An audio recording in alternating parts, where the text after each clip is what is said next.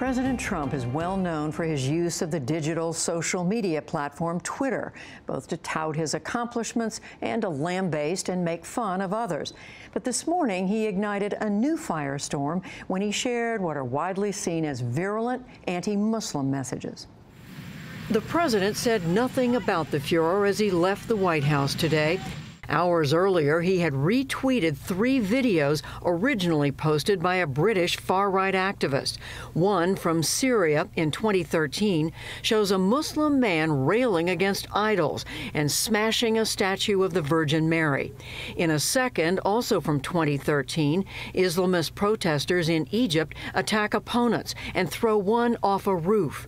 The third video from earlier this year shows what it claims is a teenage Muslim migrant in the Netherlands, beating up a youth who's on crutches.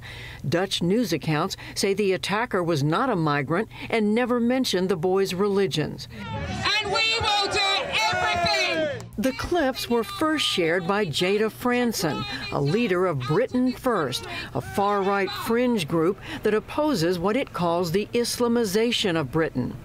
President Trump's retweets touched off a storm in the House of Commons. Somebody in his position doing what he has done and said, not only in his own country, but now, getting involved in the debate here, he's normalizing hatred. And in a statement, a spokesman for British Prime Minister Theresa May said it is wrong for the president to have done this. But White House Press Secretary Sarah Sanders defended the retweets as she acknowledged they may be misleading. Whether it's a real video, the threat is real, and that is what the president is talking about. Sanders also said Prime Minister May and other world leaders, quote, know that these are real threats. For more, I'm joined now by Rizwan Jaka. He runs interfaith and government relations for the Al-Dulles Area Muslim Society, or ADAM Center, the second largest mosque in the United States. It's located in Virginia. And Jonathan Greenblatt. He's the CEO and national director of the Anti-Defamation League, a civil rights group. He served on the staff of the Obama White House. And we welcome both of you to the program. Rizwan Jaka, let me start with you. I watched all 3 of these videos. They're very disturbing to look at, particularly the one throwing a young man off a rooftop, another one beating up a young man in crutches. Are these real videos? So, first and foremost, obviously, those actions in those videos, there are some reports that some of them may have been, we're not sure exactly the authenticity. Regardless, those are horrific actions, and they do not represent the Muslim community's principles and the Islamic principles. We absolutely condemn those actions, whatever they may be, real or fake. Obviously, we are absolutely concerned about this retweet and the anti-Muslim sentiment behind it. Jonathan Greenblatt, what was your reaction when you saw the president's retweets? Well, I think all of us were fairly stunned to see the retweets. The fact of the matter is extremists already feel emboldened because the president has repeatedly equivocated in the unequivocal, whether it's after Charlottesville or any number of other incidences. There are no fine people among the Nazis.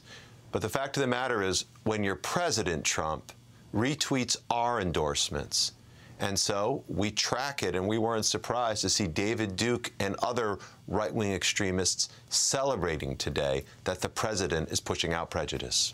Rizwan Jaka, what does it represent to you when you see this from the president? It represents, just a kind of an amplifying of anti-Muslim sentiment and these, trumping up these stereotypes. And it's something that is very concerning to us because there's a rise in hate crimes and bigotry towards Muslims. Obviously, there's a continuous hate crimes towards Jewish community and other communities, and we're very concerned about that this amplification of these messages, as the Anti-Defamation League has said, this isn't the first time. There have been retweets of, anti-Semitic propaganda and other propaganda. So we stand against anti-Muslim bigotry, anti-Semitic bigotry, or any bigotry, and we need to come together and respond to bad with good, and we stand against violent extremism and terrorism. These videos play on that narrative that Muslims are inherently violent or anti-democratic, and that's false. Muslims condemn terrorism. We're partners in national security and want to protect our country. Jonathan Greenblatt, what can you tell us about this group in Britain called Britain First and this woman who the president has retweeted? So Britain First is an extremist right-wing organization based in the UK that spun out of another extremist group, the English Defence League. They style themselves as Christian warriors of sorts. But the fact of the matter is they are regarded by leaders across the political spectrum in England as being a fringe organization that no one wants to stand with. The woman who developed this first tweet, she herself has been dealt with in the courts, and they've taken legal action against her for harassing a Muslim woman wearing a hijab. The organization has been banned from mosques because they literally tried to burst into houses of worship to disrupt Muslim activities. These are not normal people. And the problem is that, again, when the president tweets out their messages, he validates something that clashes with American values and the values of all good people. Rizwan Jaka, we heard the White House spokeswoman say today, well, whether these videos are fake or not, the threat is real. How did you take that? You know, again, Muslims are partners in national security. There is a threat from violent extremists that have foreign connections. There's a threat from domestic extremists. And if you look actually, after the horrific attack in Las Vegas or in Sutherland, Texas, there's a violent spectrum that we need to deal with. We as Muslims will stand against violent extremism that comes from foreign terrorists that might be Muslim, and we stand against domestic terrorists. And we cannot, have this conflation and this amplification of bigotry. We are partners in national security, and we call on the administration to view us as partners in national security, and that we condemn terrorism, and that if you look at American Muslims are more peaceful, than they're trying to portray. And Jonathan Greenblatt, what is, and I think both of you are getting at this, what is the danger, what is the risk when the president himself is putting out a message like this one? Well, there's great risk to it. I mean, to build on what Rizwan was saying, we already have seen Muslims not just feel victimized, the data bears this out. The hate crimes report from the FBI released just a few weeks ago showed a 19% increase on hate crimes against Muslims. These are attacks against these people because of their faith. So there is not just a perceived threat, there is a real threat to Muslim Americans that all of us need to take seriously. And just to imagine for a moment if the president, instead of using his bully pulpit to attack the most vulnerable, defended them.